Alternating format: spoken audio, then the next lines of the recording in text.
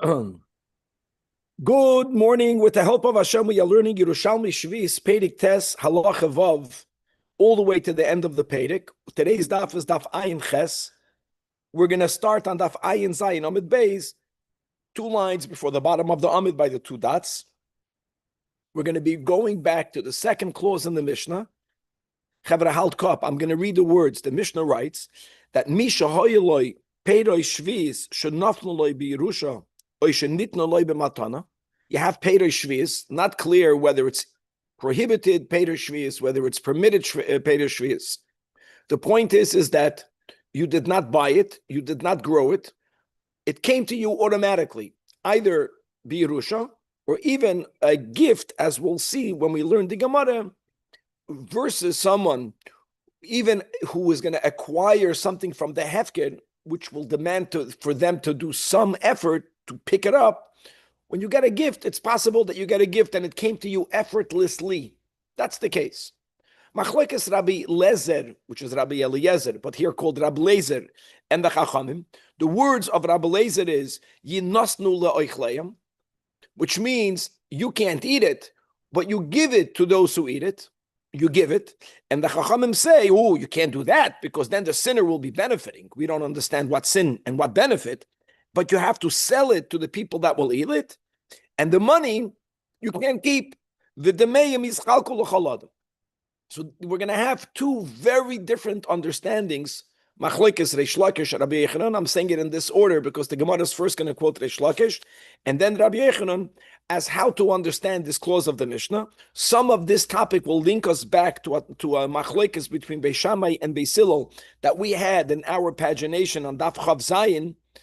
And there's a machlekes in the Mishnah whether one is allowed midrabanan to express gratitude for receiving or for taking from someone else's field peiroi shvius. Beis Shammai says that it's prohibited midrabanan. Don't forget, the owner of the field has to leave their field unguarded. Really, the Torah says anyone can take anyone's produce.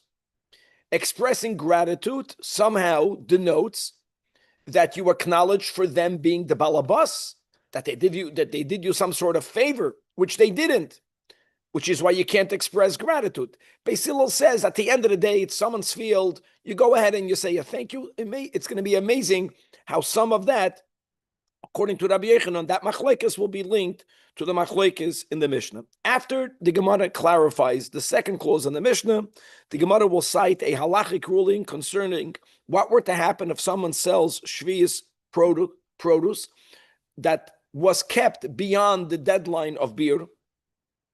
Furthermore, we're going to have some discussion vis-a-vis, is one allowed to take shvius into Ashkelon? We're tying up the last loose ends. If you remember, way back when, we learned that Ashkelon, halachically, biblically, is outside of Eretz Yisrael. We also learned that there is an isur to take Peder Shvius to Chutz La'aretz. But we also learned that Ashkelon, being that it was so close to Eretz Yisrael, the Gezeira Midrabanan, that Avir Eretz Ha'amim is Tamei, was not made in Ashkelon, and therefore there's a Havamina in the Gemara that perhaps there isn't a prohibition, which is a rabbinic prohibition, of taking produce of Shvius into Chutz La'aretz, into Ashkelon, because it doesn't become Tamei there, because Ashkelon was not included in the Gezeira of Avir Eretz Ha'amim. We're going to have 2 stories at the end of the Perek. One story with Rabbi Yeshua ben Levi and a student and Eliyahu Hanavi, but the story, just to share an intro, is predicated on the following: that the Isur Midrabanan of Sfichim does not apply to land that belongs to Goyim. Land that belongs to Goyim, and there's produce that grew on its own, after growth. The rabbinic prohibition doesn't apply over there. It makes a lot of sense, because why did the Chachamim say that you can't have Sfichim? Because we are afraid that the owner is going to plant it purposefully and claim it grew by itself. The Goy is allowed to plant. So there's no Isur Sfichim on the land that belongs to a Goy. For some reason, Rabbi Yeshua ben Levi had a big chumrah. He held that only applies not only to a land that currently belongs to a Goy. That exemption of Isur Svichim is only on a land that never belonged to a Goy. And we're going to learn about a garden that was called the Garden of Sisera. And there was an understanding that belonged to the Canaanite general that we read about in the Haftarah that was defeated by Barak. His land, we know, were never owned by Yidden. They belonged to the Canaanites until Sisera. Then it belonged to his family members. Jews never owned that land. There was an area in the region of Rabbi Shua ben Levi that was understood to have been owned by this Sisera. And as we'll see, Rabbi Shua ben Levi, if he wanted to have Svichim, would insist by his Talmidim, get me produce that grew there. Near Ashkelon? No. Oh, someplace else. I think it was near Caesarea. Kesarim. We'll see. The Gemara writes. I don't remember by heart. Anyway, we'll have a story about the Eliyahu Hanavi and about this Chumras too much. And then finally, we're going to have a story about someone who unfortunately wasn't adhering to the laws of Shvius. He was a Shvius violator. He was a Chashad al Shvius. And yet that person was very careful to remove Challah. If you remember at the end of the Mishnah, we learned that we said at Chiddush that even though one might have thought that if you have wheat of Shvius, which is really hefker, which is exempt from Maisris, one would think that if you make dough and bread out of it, you will be exempt from Challah, because Challah does not have to be removed from a product that was hefker. But that's not true. It is exempt from Trumas u'Maisris. Nevertheless, from Sukkim, we learn that even if wheat is of the Shvi'is year, as we gave one option at the end of yesterday, nevertheless, it's chayiv midoiraisa to have challah removed from it. And don't forget that if one does not remove challah from a dough that is obligated midoiraisa to have challah removed from it, then the dough is called tevel. And if a person eats it, they're chayiv misa b'dei shamayim. Okay, and we're going to have a story about that. And this is today's daf. And Chevra again, daf ayin zayin amid beis. 2 lines before the bottom of the amid. Again, the Gemara begins to quote the words of the Mishnah that you can read on top of the amid. Either Yerusha or it was given to him b'matana. Again, the machlekes Rabbi Lezer and the Chachamim. And what are we talking about? Approach number 1 is Reb Shimon ben Lakish, otherwise known as Reish Lakish. Reb Shimon ben Lakish oimer that the case of the Mishnah is bepeiros aveira hi masnisa.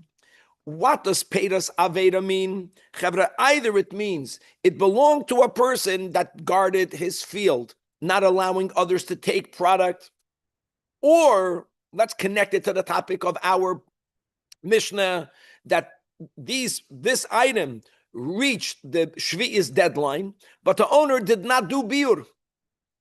So he's retaining it after biur. Now let me just say the following, Chavra, that a product that was not biured, we penalize the owner midrabanan, and the owner may not use that product at all. That's the case of the Mishnah.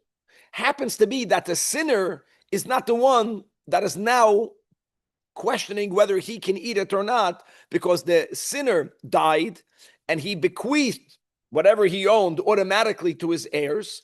So now the heir owns a product that the bequeather did the wrong thing with by not doing biur, or that the sinner gifted it b'matana to a recipient. Okay, and what does Rabbi Lezer say?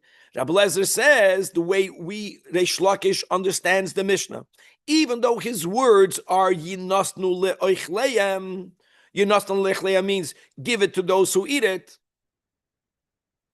And as we'll see, Rabbi Yechanan clearly understands that it means that the recipient may not eat it. He has to give it away. That's not the way Reish Lakish understands these words. He understands the words yinasnu le'oichleyem means that whoever has it can eat it.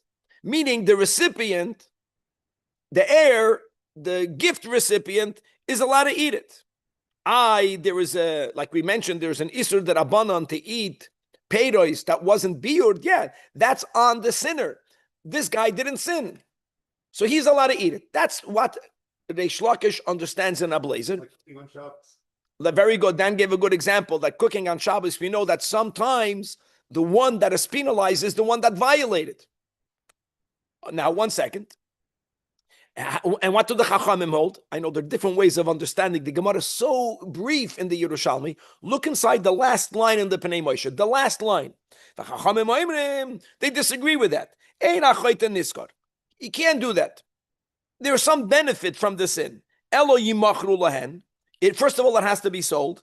And furthermore, not only do you have to sell it, the money that the heir receives, v'demeim shehem demei peiris shviyas shal isur, it has to be given out. Hefkird.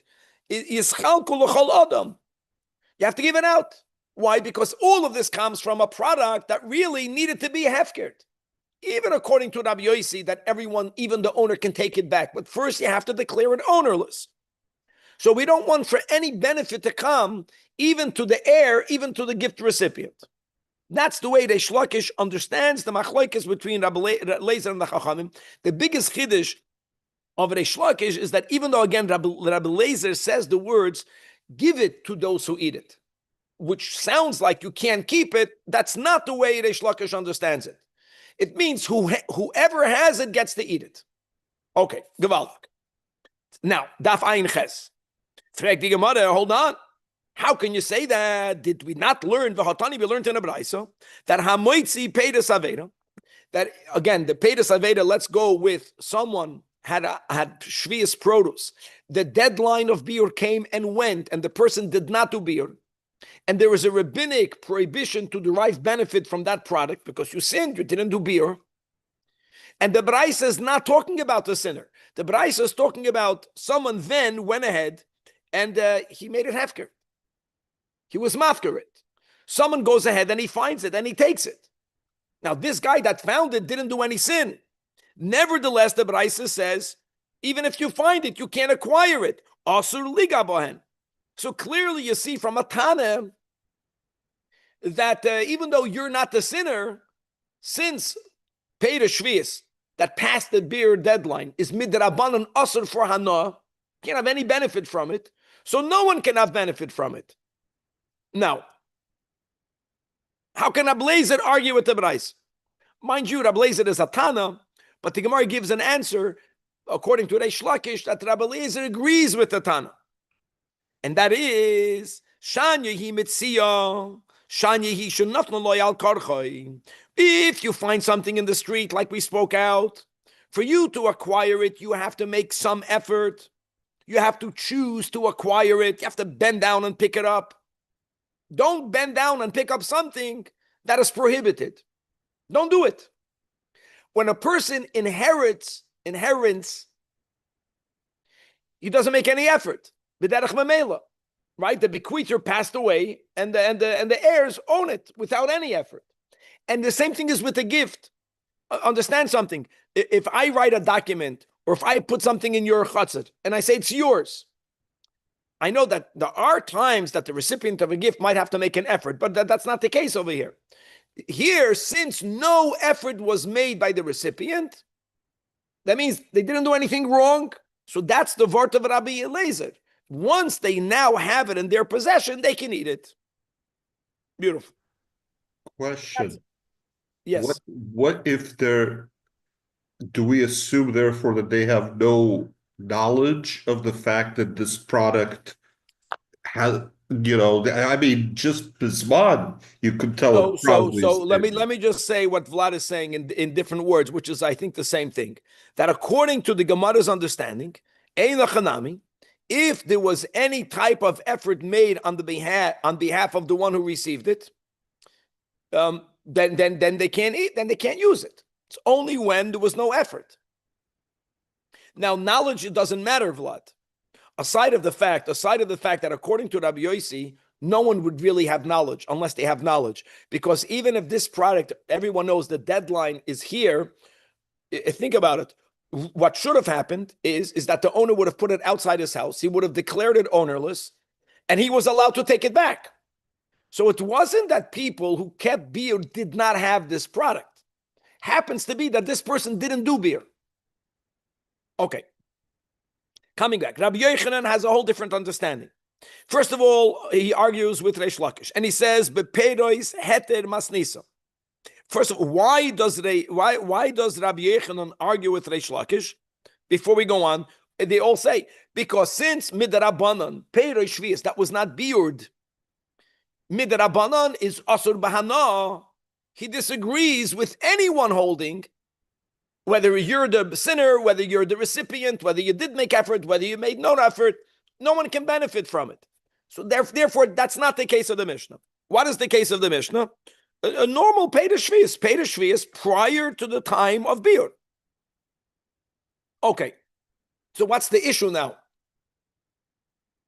So if that's the case, the Gemara says, if Rabbi Yochanan is speaking about a scenario, we have Peder Shvius. Before the time of Biur, the owner was not guarding his field. That means the owner who gathered it is allowed to eat it. Well, if he's allowed to eat it, what's the issue with him gifting it to someone else? What's the issue with someone getting it Yerusha? And mind you, Rabbi Yochanan, see, the Gemara doesn't speak it out, rejects the understanding in the words of Rabbi Lazar that Yenasnu le'oichleya means the recipient gets to eat it. That's not the words. The words is that the recipient is not allowed to eat it. The recipient has to give it away. The one who receives it from the heir is allowed to eat it. So what's the chiddush? And why?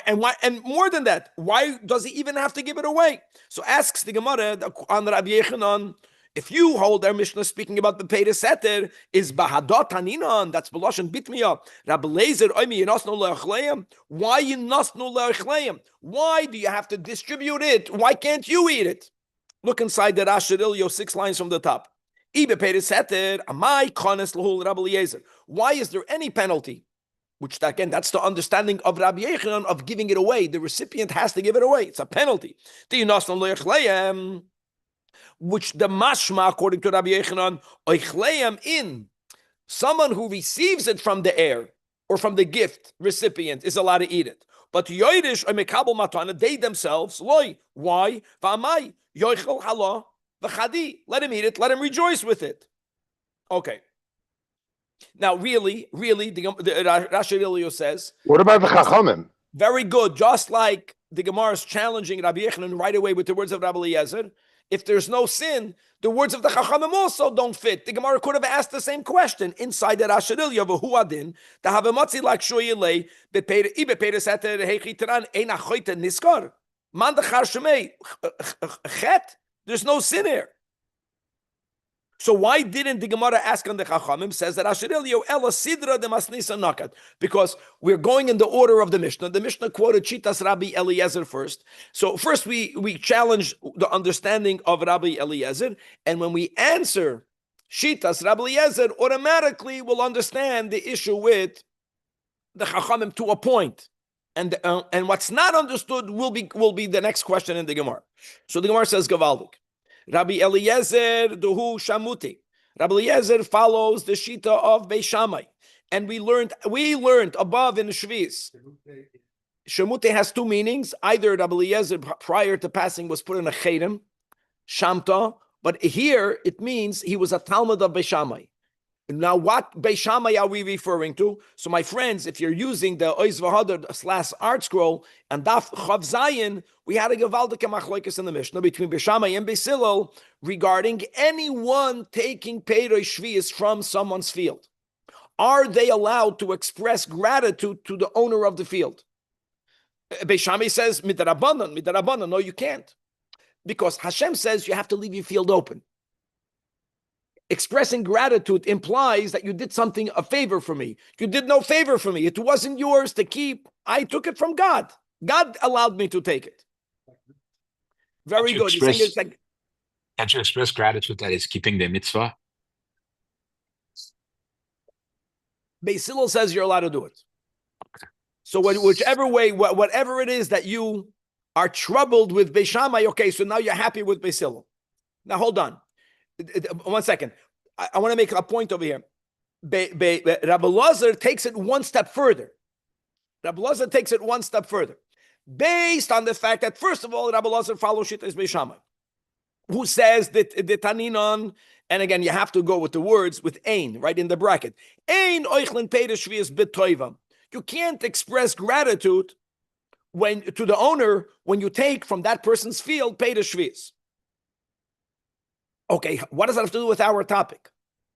So here's where you have to go. A step further would be that if the heir would have been allowed to keep all of the product that came from the bequeather, it would be almost impossible for him not to feel a desire to be grateful because he got it from him. Or the same thing would be when you get it the gift. It would be almost impossible not to say thank you. Hold on then. And what happens when you pick it in the field? If I go to your field and I make an effort to pick it, at least I did effort. Beishamai says, don't thank the owner. I won't thank the owner. But if I made no effort, I got it b'Yerusha, I got it b'matana, it's impossible for me not to be grateful because I did nothing and I have everything in my possession. So in order for me not to express gratitude, Rabbi Eliezer says, you know what? It's the Peter heter. Other people can eat it. Other people can eat it. You don't eat it. Give it to other people. Now, we're not done with the Chachamim, right? So says the Gemara. Again, there's no sin over here. Now, the truth is, what would happen if he would keep it? He would, that's what Rabbi Eliezer is saying. If he'll keep it, mistama, he'll sin midrabanan. By what? By thanking the owner. Let me go further. What happens when you give it to other people? Guys, when I am able to give a gift to other people, what? I won't be grateful to my bequeather that I have what to gift other people? See, that already begins to answer the Chachamim. In other words, based on the premise that it's a sin, midrabanan, l'shitas beishamai, to thank the owner, to prevent that from happening, Rabbi Eliezer says, don't eat it. The Chachamim say, well, giving it away will also somehow trigger you to thank the owner. Versus if you sell it and then you take the money and you give the money away, then you won't thank the owner. Problem with all that is that Rabbi Eliezer is shamute. The Chachamim have to follow Beis Hillel. B'chlal, B'sham Amarkim Beis Hillel is not even a Mishnah. According to Beis Hillel, there's no issue b'chlal.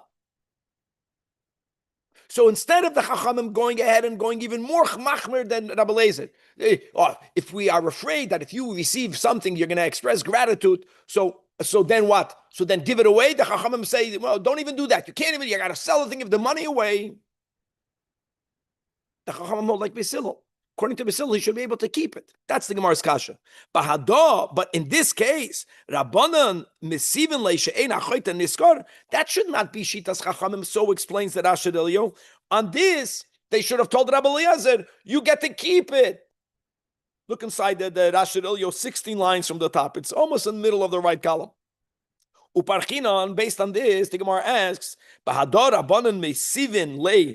How can the Chachamim refute him or question him by saying this, this big statement, but the sinner is going to benefit? For Harabanan kat Beis Hillel ninhu. That's it. The Chachamim have to follow the Beis Hillel. Beis Hillel savri liel, beperik b'rishonim, doichlin peiris shvius. Even betoiva, ben shalei betoiva. Vim kein, ein kan chet sheyoichlem hu levadoi. Even the recipient can eat it, even though it was given to him as a gift. And yes, he will be grateful to the one who gave him a gift. So how can it be that the Rabbanan that followed Beis Hillel are even more serious, they're more machmer, they are penalizing him even more than the Rabbi Eliezer? That's the Gemara's kash. Answers the Gemara, if I go back inside the Gemara, you misunderstand the Chachamim, and that's called Bishitosoi Heshivuhu. The Chachamim themselves, who hold like Beis Hillel, Avada, they hold that the recipient of the gift or the heir can eat it themselves. You don't have to give it to anyone. The Chachamim are telling Rabbi Eliezer, you, according to your opinion, you hold like Beis Shammai. You hold that not only can you not be grateful, but if you receive a psanai shtickle something, if you're gonna keep it, you're gonna be grateful. Okay, according to you, the solution cannot be to give it as a gift, because people feel good when they give a gift. So I will write to thank the owner for giving me something that I was able to give a gift with. Only according to you, Rabbi Eliezer. Sha'at oimer, that you hold that what? Like Beis Shammai, that you're not allowed to express gratitude from the original owner of Peiros Shvius. How can you say Yinasnu lo yichleim? How do you think the solution is? Give it away. If you'll eat it, you'll be grateful. And if you give it away, you won't be grateful. No. She'ein achoyte niskar. Really, you get to eat it. You can eat it. That's right. But according to you, if you are afraid that if a person gets something, a lot, because don't forget, the guy gathered, you're going to get it, you're going to be grateful. So then the only way out of the only thing that will prevent you from sinning is from you not to get any benefit. And you see clearly the concept that when a person gives a gift, a person gives tzedakah, there is a benefit. You feel human, you feel that you're fulfilling your kavanah. There's something that comes to you, a good thing. Okay. And as we just mentioned, that's even especially going back to Reish Lakish, that midrabanan, if Peiros Shvius, whose biur deadline came and went, and the owner did not do biur, midrabanan, there is a knas, zicher on the original person, and they can't derive benefit from it. So Amar Rav Bibi, that hoire Rabbi Yasa be'ilein kundon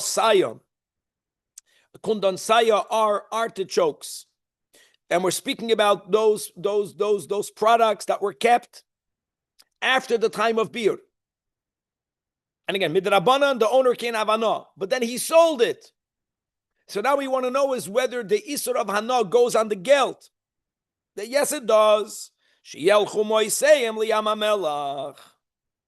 it's since the produce must be destroyed, like we learned in the Braisa. This is Gavaldik.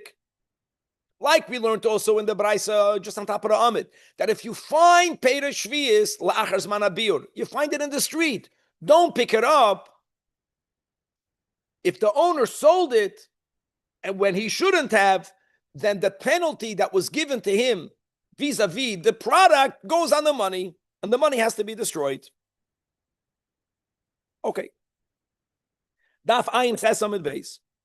Says the Gemara that Rav Mana Shol Rabbi Chizkiya, we're tying up mamish no sense. Mao miyabla bepunyan la Ashkenon. So first of all, that we're speaking about a certain type of date, a certain type of inferior date. And it's really not because of the inferiority of the date that the Gemara is asking the question, according to most opinions over here. He had Peiros Shvius. Couple of things, guys. Midrabanan, you're not allowed to take Peiros Shvius l'chutz la'aretz. And Ashkelon, as we learned before, was not imbued with Kedushas Eretz Yisrael, but we also learned that the Chachamim were not goizer Tumas Eretz Oamim on Ashkelon. The question is one linked with the other? Is the reason why one is not allowed to take Peiros Shvius l'chutz la'aretz because it will become Tamei, even though really there's no issue with having Peiros Shvius that is Tamei, just to make no mistake about that. But is it because of Tuma or not? And the consequence will be is, if it's Tuma connected, then you should be allowed to take it to Ashkelon. If it's not related to Tuma, it's two different things. The Chachamim said you cannot take Peiros Shvius l'chutz la'aretz, then you will not be allowed to take it to Ashkelon. So Amalei, indeed, it is Asur. Says the Gemara, Rabbi Chizkiya have a kohen b'shuka de Keisarin. He was standing in the marketplace in Caesarea. And I take back the story that we're going to have in a moment is not Keisarin. That was my confusion. It's a story prior. He saw a person that had a load of produce of Shvius after the biur deadline. And now this person can't have any benefit from it. That person was unloading the produce from his donkey. There is a mitzvah to help a person unload his pekalach. And he didn't want to participate in any way, shape, or form with anything that is benefiting Peiros Shvius, nor benefiting the violator of Peiros Shvius. So how did he publicly demonstrate that he wants nothing to do with this? Hapech apai, he turned his face around, for him not to see him. When the owner was Tanei Parak, In other words, the owner needed help. And he made sure that everyone should know that he's purposefully not going to help him. Look inside the Pnei Moshe. Wait, what about the animal? What about the Sarul What L'chaim? about the animal? In other words, when it comes to picking and choosing, in this scenario, even though the animal was suffering, you're not allowed to participate. That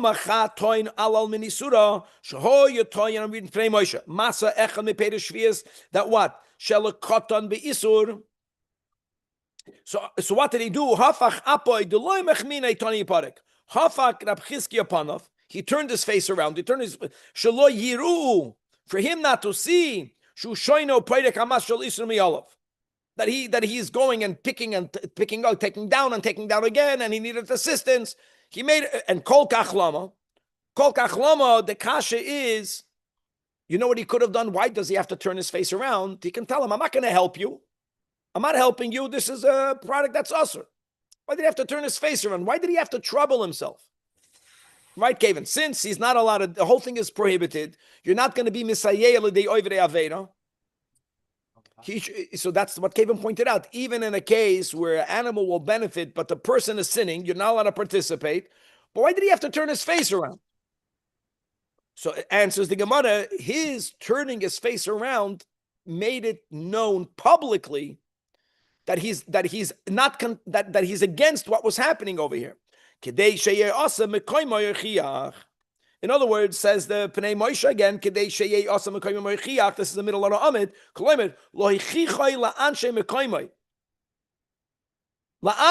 it wasn't just to give him an admonishment. He could have told him that, I'm not helping you.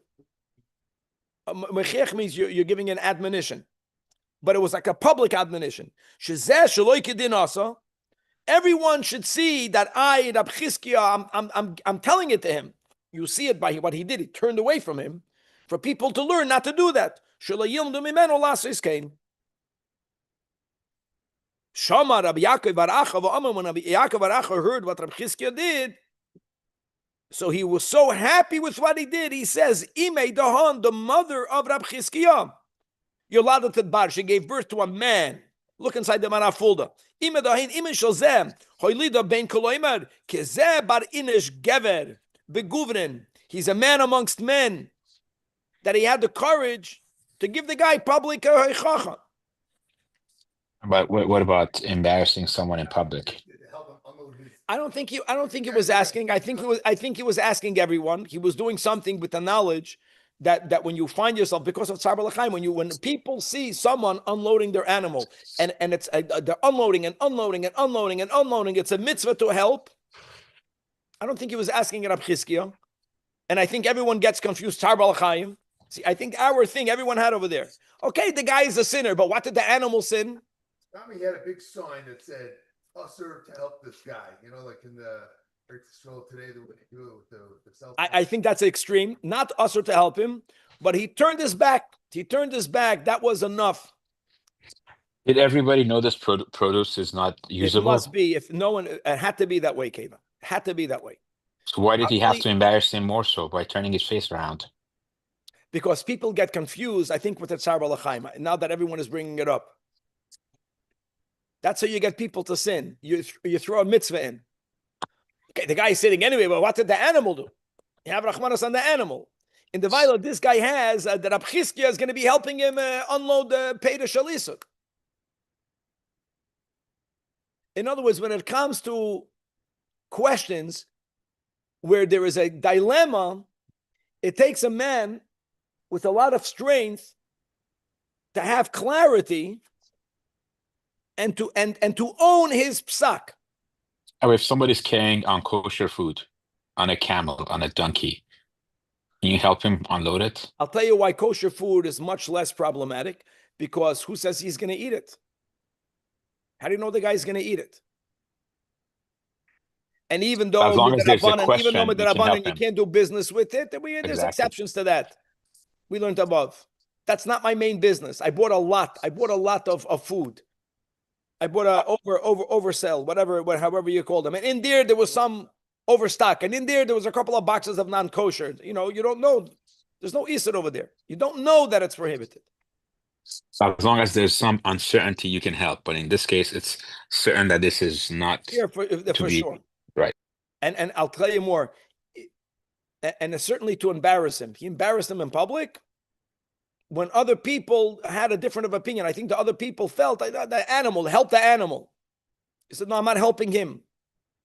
Now, next story, like we mentioned in the words of introduction, step number one is that the Isur Sfichim does not apply to aftergrowths that grow in a field that belongs to a non-Jew. Makes a lot of sense, because the whole prohibition was in order for the owner not to plant it on purpose and claim it grew by its own. A goy is allowed to plant on shvi, so goy doesn't have to keep the mitzvahs, not these mitzvahs. Rabbi Shua ben Levi, as it's clear, was machmir, and he held that what aftergrowths are allowed to be consumed on shvius, aftergrowths of shvius, when can they be consumed? Only if they belong to a field that never belonged to a Jew. How would you know that? So we knew that property that belonged to the general Sisera, the Canaanite, never belonged to a Jew. In somewhere near Rabbi Shua ben Levi, there was a garden that was called the Garden of Sisera. And it was understood erroneously that this is the garden that belonged to Sisera, the Canaanite, the general. And therefore, Rabbi Shua ben Levi, if he wanted to eat something that the only availability is from Sfichim that grew on Shvis, and the only way to be allowed to consume it is by getting it from such a field, according to his chumrah, a field that never belonged to a Jew. So he would tell his students that don't buy it from a field that currently belongs to a goy, which was the letter of the law. That is allowed. I'm machmer. I don't want to have it if it ever in the past belonged to a Jew. So the only place that you can buy it for me is from the Garden of Sisera, again, which people then in his days thought that originated. Why was it called the Garden of Sisera? It was referring to that general, and his lands, that Canaanite, never belonged to Jews before, and it never belonged to Jews until the times of Rabbi Shua ben Levi. Okay? Kam imei zachar latoiv.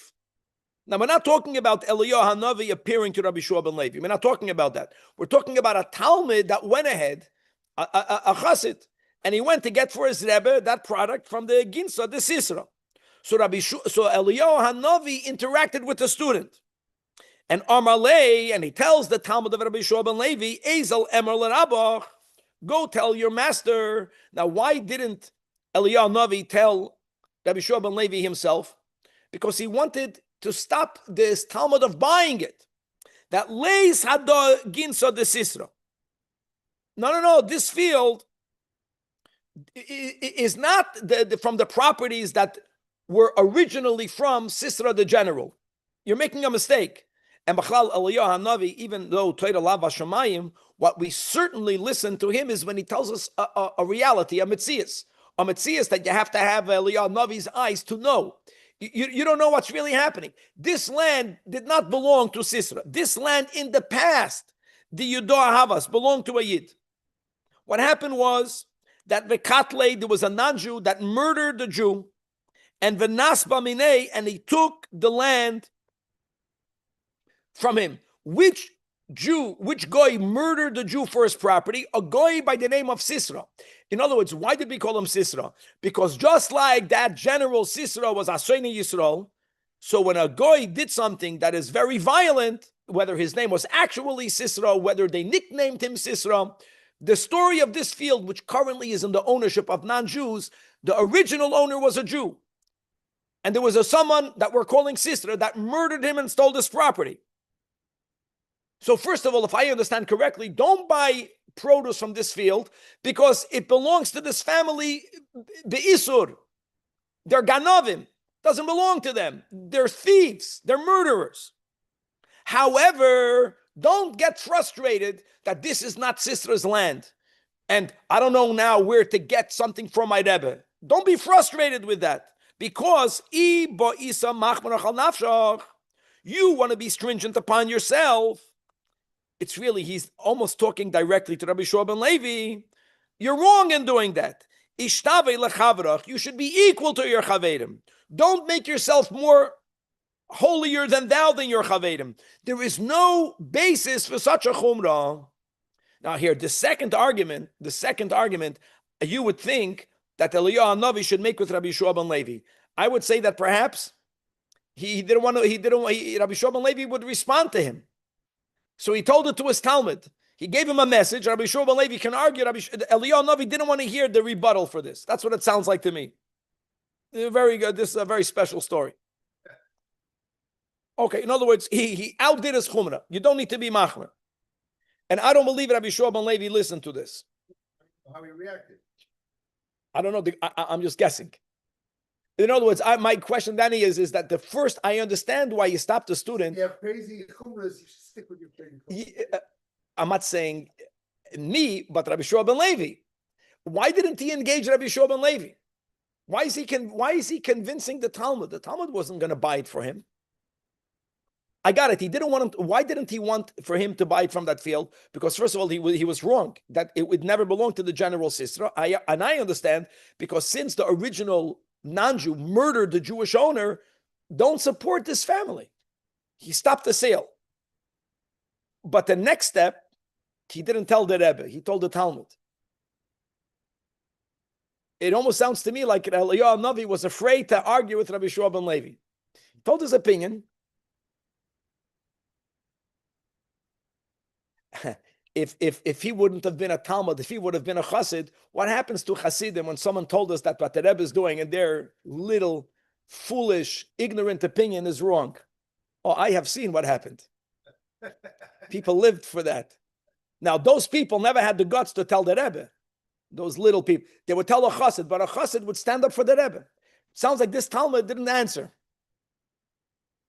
Okay, weiter. The final din in the Mishnah is that ha'oichel me'isas shvius, we said the chiddush, even though product of shvius is hefker and product of shvius is exempt from trumas u'maisres. It's chayiv midoiraisa and chala. Midoiraisa, and therefore if you did not remove chala, then it's tevel midoiraisa. Tevel midoiraisa, if someone eats it, God forbid, the chayiv misa b'dei shamayim. And the Gemara points out this is the end of the Perek, a phenomena that we are familiar with. And depending how you approach the story, this can be a beautiful story, not a cynical story. That says the Gemara that Chad Bar Nash, there was a Yid, son of a man, have a chashad al shmitza, someone who was not properly observing shviz. Nevertheless, Amar leitza, he told his wife when she would prepare a dough, if it came from wheat that was halachically wheat of shviz, afkin chalsa, remove chala. So the wife tells her husband, "Oh, now you're frum. I know you." Amrolei, ahu gavra, that man, meaning you, chashad al shmitza, you don't even observe shmita, and now you're becoming frum on me. Va'at amar afkin chala, to which he told his wife, chala is midvar Torah, like we just mentioned. It's not a chumra midrabanan. Shviz in the times of Chazal, according to the way we are learning, since when Yovel was nullified. Since when Yovel was nullified, then Shviz is also midoiraisa, also non-existent. It is reenacted midrabanan. Shviz midrabanan. And who, Shviz midraban Gamliel v'chaveirav. Gevaldik. Look inside the last line, the Heishiv Law. Chalam divrei Torah avol Shviz midrabanan b'zman hazeh. V'rab Gamliel v'chaveirav iskiru linok Shviz b'zman hazeh. So, I'm not proud of the fact that I'm not keeping Shviz. Let me word it in a positive way. But at least I understand that what I am doing is I'm violating rabbinic law. Don't make me into a Torah violator.